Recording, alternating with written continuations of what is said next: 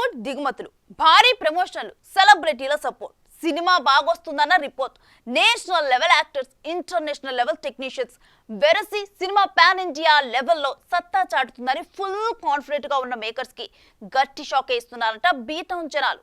మొదటి రోజు దేశవ్యాప్తంగా కలెక్షన్ల సునామీ సృష్టించిన ఈ మోస్ట్ అవైటెడ్ ఫిలిం ఇప్పుడు డివైడ్ టాక్ తెచ్చుకోవడంతో ఇక జై ఓటీటీ అంటూ ఆన్లైన్ స్ట్రీమింగ్ కోసం కాచుకు కూర్చున్నారట హిందీ ఆడియన్స్.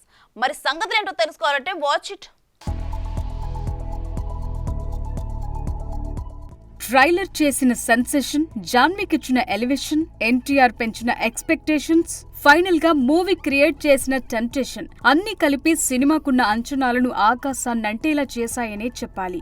6 ఏళ్ల తర్వాత ఎన్టీఆర్ వెండి తెరపైకి సోలోగా ఎంట్రీ ఇవ్వటం, RRR తర్వాత దాదాపు 3 ఏళ్ల విరామం తరువాత నటించిన చిత్రం అభిమానుల ముందుకు రావటంతో సహజంగానే సినిమాపై బజ్ క్రియేట్ చేసింది. అయితే కొరటాల శివ దర్శకత్వంలో పాన్ ఇండియా సినిమాగా తెరకెక్కిన ఈ చిత్రం తెలుగులో మిక్స్డ్ టాక్ ను తెచ్చుకున్న వసూళ్ల విషయంలో మాత్రం స్ట్రాంగ్ గానే ఉందని చెప్పాలి. మొదటి రోజు ఇటు ఉభయ తెలుగు రాష్ట్రాలతో పాటు ఓవర్సీస్ లో కూడా మంచి ప్రారంభ వసూళ్లను సాధించటమే కాకుండా డే 1 వసూళ్లలో రికార్డులను కూడా నెలకొల్పటం విశేషం.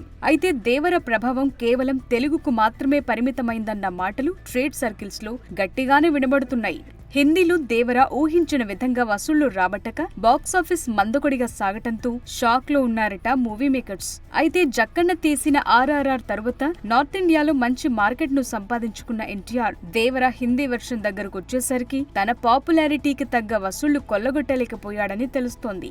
SS రాజమౌళి దర్శకత్వంలో ఎన్టీఆర్, రామ్ చరణ్లు హీరోగా రూపొందిన RRRలు నార్త్ లో దాదాపుగా 300 కోట్లు వసూలు చేయటం విశేషం. కానీ ఎన్టీఆర్ దేవరకు హిందీలో ఎక్స్పెక్ట్ చేసిన కలెక్షన్స్ రాబట్టలేక తొలి రోజు కేవలం 7 కోట్లు మాత్రమే వసూలు చేసిందని, ఇలా అయితే ఇక హిందీ డిస్ట్రిబ్యూటర్స్ పెట్టిన డబ్బు రాబట్టుకోవటం కష్టమనే మాట సోషల్ మీడియాలో హైలైట్ అవుతుంది.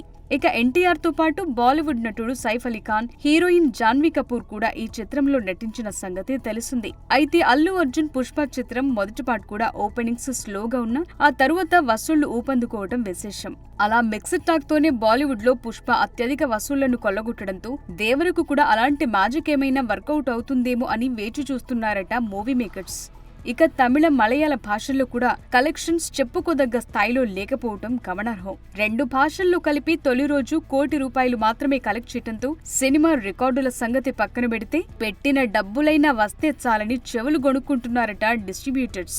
అయితే రానున్న దసరా సెలవులు, పాజిటివ్ మౌత్ టాక్ దేవరకు కలిసొచ్చే అంశాలని తప్పకుండా అన్ని భాషల్లో దేవర బ్లాక్ బస్టర్ హిట్ గా నమోదవటం ఖాయమని మేకర్స్ చెప్తున్నారు. చూడాలి మరి రానున్న రోజుల్లో అయినా అంచనాలను అందుకుని కలెక్షన్ల వర్షం కురిపిస్తుందా లేక సోసో సినిమాగా ఉసూరుమనిపిస్తుందా? For more videos like this, subscribe Big TV channel.